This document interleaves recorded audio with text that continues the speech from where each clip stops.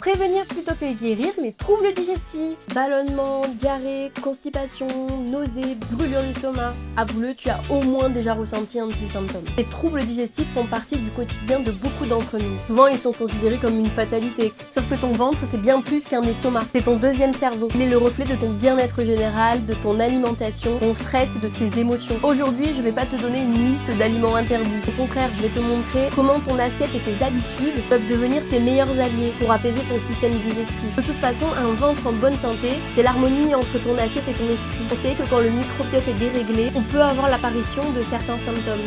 Et le microbiote, c'est quoi ?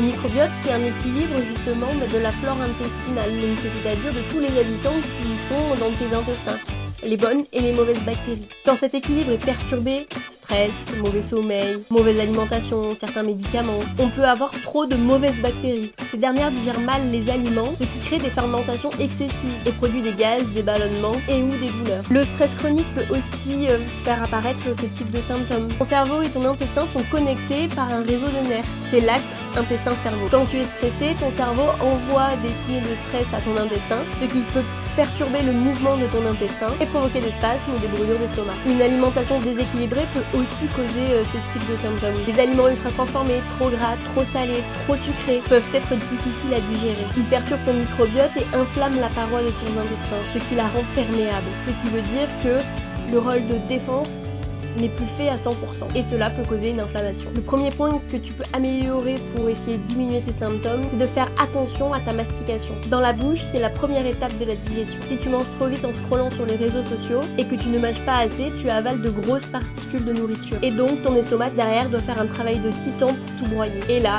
du coup, ça peut provoquer des rots et des ballonnements. Le deuxième point que tu peux améliorer, c'est de soigner ton microbiote. Un microbiote équilibré, c'est un microbiote qui te veut du bien. Concrètement, augmente les fibres dans ton assiette. Les fibres, c'est la nourriture préférée de tes bonnes bactéries dans ton microbiote. Elles sont essentielles. Donc mets des fruits, des légumes, des céréales, des légumineux dans ton assiette. Mange des produits fermentés, le kéfir, la choucroute, le kombucha. Ils sont riches en probiotiques et en bonnes bactéries du coup, ce qui t'aide à rééquilibrer ton microbiote. Et le troisième point, c'est d'apprendre à gérer ton stress. Le lien entre le ventre et l'esprit est indiscutable. Gérer ton stress est essentiel pour avoir une bonne santé digestive. Pour conclure, les troubles digestifs, c'est pas une fatalité.